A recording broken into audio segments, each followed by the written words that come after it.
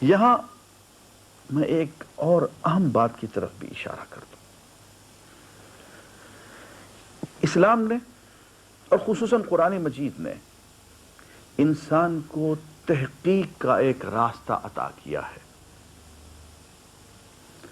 اس راستے کو ہم انڈکشن کہتے ہیں، استقراء کہتے ہیں، مشاہدہ کہتے ہیں، تجربہ کہتے ہیں.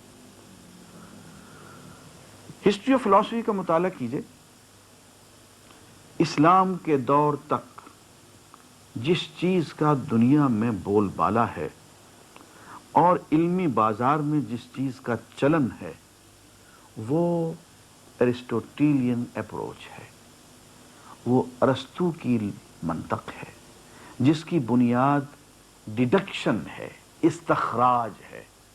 اب آپ کہیں کہ میں سخت اور مشکل الفاظ بولنے لگ گیا ہوں. نہیں، میں واپس آتا ہوں. میں دونوں لفظوں کی تشریح کر کے بات کو واضح کرتا ہوں.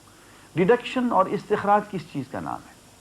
وہ یہ ہے کہ ہم کلیات کو فرض کر لیتے ہیں اور ان کلیات سے ہم جزئیات کی طرف آتے ہیں. مثلا ہم کہتے ہیں تمام انسان فانی ہیں، سقراط انسان ہے، اس لیے سقراط فانی ہے. اب یہ تین جملے ہیں نا. پہلا جملہ یہ کلیہ ہے، تمام انسان فانی ہے. دوسرا جملہ جزیہ ہے کہ سقراط ایک انسان ہے. اب چونکہ تمام انسان فانی ہیں اور چونکہ سقراط انسان ہے اس لیے نتیجہ یہ نکلا کہ سقراط فانی ہے. اس کو پہلے کو کبرا کہتے ہیں، دوسرے کو صغرا کہتے ہیں، تیسرے کو نتیجہ کہتے ہیں. یا first premise, second premise and then the conclusion. یہ ڈیڈکشن کہلاتی ہے، یہ استخراج کہلاتے ہیں. کلیہ سے جزیہ کا استخراج کر لیا. یہ تھی وہ منطق جو کہ اسلام کے زمانے تک اور اس کے بعد تک بھی چلتی رہی. قرآن مجید نے آ کے اس کو بالکل پاش پاش کر دیا. قرآن مجید کا جو انداز ہے وہ استخراجی نہیں، قرآن کلیہ کی بات ہی نہیں کرتا. قرآن تو پوچھتا ہے کہ یار یہ بتاؤ تمہیں کہاں کیسے پتہ چل گیا کہ تمام انسان فانی ہیں؟ ابھی تو بہت سے انسان آنے باقی ہیں. تم نے تو چند انسانوں کو دیکھا کہ وہ مر آ گئے، تو بیٹھے ہوئے ہیں، پتہ ہے مرتے ہیں کہ نہیں مرتے. ہمارے بعد بہت سی اور نسلیں پیدا ہوں گی، پتہ نہیں وہ فانی ہوں گی یا نہیں فانی ہوں گی. تم نے کیسے یہ طے کر لیا ساری فانی؟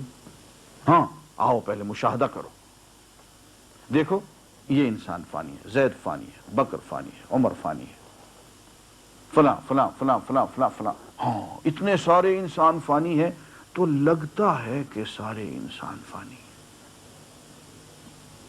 اس کو استقراء کہتے ہیں کہ آپ نے ایک جز، پھر دوسرے جز، پھر تیسرے جز، پھر چوتھے، پانچویں، چھٹے تمام اجزاء کا آپ نے علیحدہ علیحدہ مطالعہ کر لیا اور اس کے بعد آپ اجزاء اور جزئیات سے آپ کلیہ کی طرف روانہ ہوئے.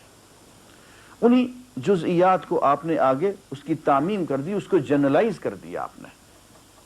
اس کو استقراء کہتے ہیں. اور آپ اگر سائنس کی تاریخ سے واقف ہوں، فلسفے کی تاریخ سے واقف ہوں تو آپ جانتے ہوں گے کہ سائنس کی بنیاد ڈیڈکشن نہیں ہے. سائنس کی بنیاد انڈکشن ہے، استخراج ہے، مشاہدہ ہے، تجربہ ہے. آپ پہلے مشاہدہ کرتے ہیں، تجربہ کرتے ہیں، پھر آپ جنرلائز کرتے ہیں، پھر آپ کلیہ کی طرف آتے ہیں، پھر آپ اصول بناتے ہیں، پھر آپ قانون بناتے ہیں.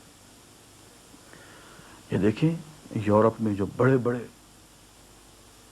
سائنس کے اور فلسفے کے بانی ہیں، مثلا رینے ڈیکارٹ یا مثلا بیکن یہ استقراء کا بانی ہے.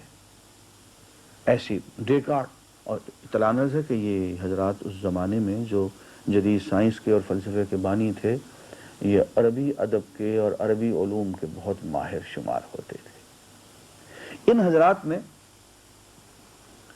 اندلس کی یونیورسٹیوں سے استفادہ کیا، امام غزالی اور اس دور کے بڑے بڑے علماء کی کتابوں سے استفادہ کیا اور پھر اس طرز مشاہدہ، اس طرز تجربہ کو اپنایا، اس سائنٹیفک میتھڈ کو اپنایا جو قرآن نے مسلمانوں کو عطا کیا تھا.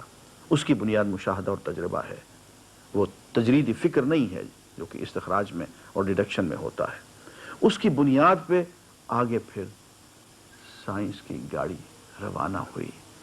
گاڑی تو چل ہی رہی تھی، لیکن سچی بات یہ ہے اور ایمانداری کی بات یہ ہے کہ اس گاڑی کو جو کہ مسلمانوں نے یورپ کے حوالے کی، اس کو یورپ نے اور امریکہ نے بہت ہی تیز رفتار کر دیا، لیکن گاڑی تو بہت پیچھے سے چلی آ رہی تھی۔ اس کا تو ایک بہت بڑا اسٹیشن مکہ تھا، مدینہ تھا، دمشق تھا، بغداد تھا، اندلس، غرناطہ، قرطبہ تھا۔